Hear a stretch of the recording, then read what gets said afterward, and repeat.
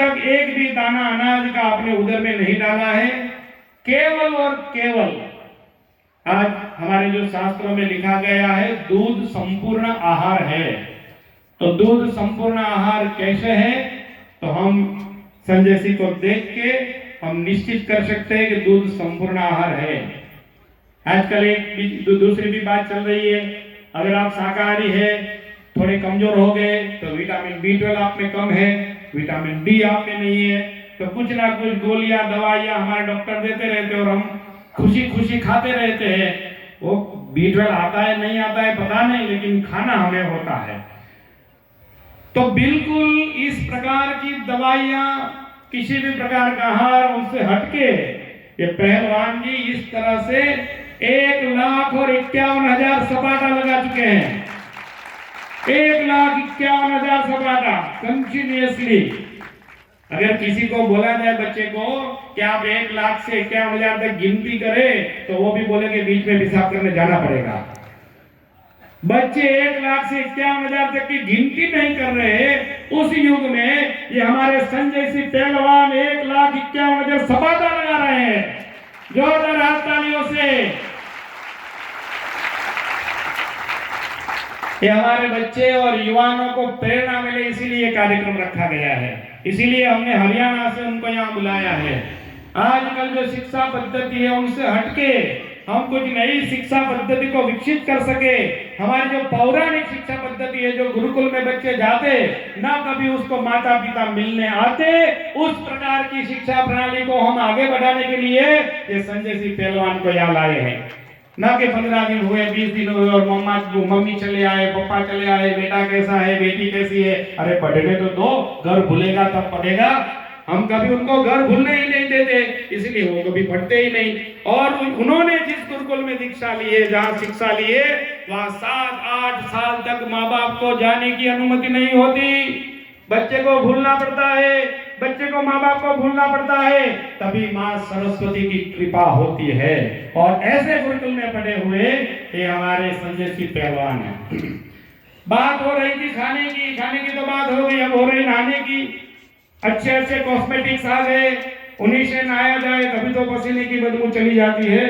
लेकिन संजय सिंह पहलवान ने आज तक अपने शरीर पे एक भी बदबूदार साबुन नहीं लगाया है, सिर्फ और सिर्फ गोबर से स्नान किया है।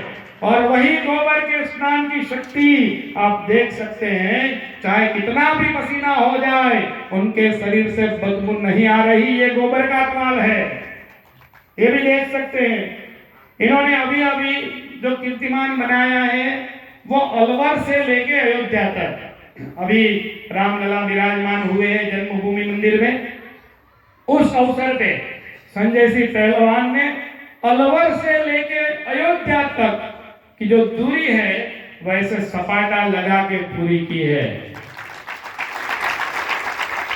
ऐसे हमारे बाल ब्रह्मचारी गो भक्त जिनके हृदय में सिर्फ और सिर्फ गाय है और गाय की बात अपनी स्फूर्ति से लोगों तक पहुंचा रहे हैं, ऐसे संजय सिंह पहलवान भी हमें प्रेरणा दे रहे हैं।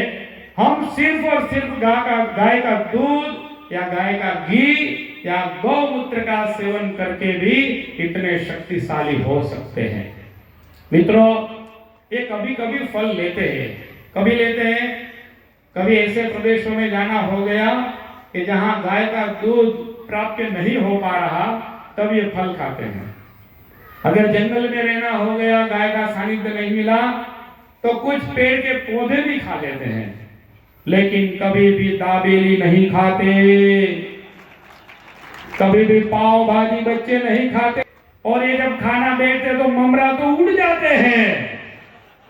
ऐसे ये संजय सिंह पहलवान है और इसीलिए उनकी स्फूर्ति है, उनके पास ये चित्ते जैसी त्वरितता है। हम देख सकते हैं बिना थके बिना रुके ये 8-8 कलाक 10-10 कलाक ऐसे ही सपाटा कंटिन्यूस लगा सकते हैं। यहाँ बैठी सभी माताओं की इच्छा होती होगी हमारे बच्चे भी शायद ऐसा कर सकते हैं। अगर माताएं मोबाइल छोड़े तो हमारे बच्चे भी कुछ कर सकते हैं। अगर हमें पहले करना पड़ता है, बाद में बच्चे कुछ करते हैं। हमें कुछ नहीं करना और हमारे बच्चों को सब कुछ करवाना है, तो वो दो बच्चे भी बोलेंगे पिताजी आप नहीं करें तो हम क्यों करें। तो पहले हमें कुछ करना पड़ता है। इसीलिए यहाँ सब पूजनीय संतगण जो बैठे हैं, ये पूजनीय संतगण अपने आचरण से समाज को सिखाते हैं। वैसे ही ये संजय सिंह पहलवान ने भी अपने आचरण से समाज को शिक्षित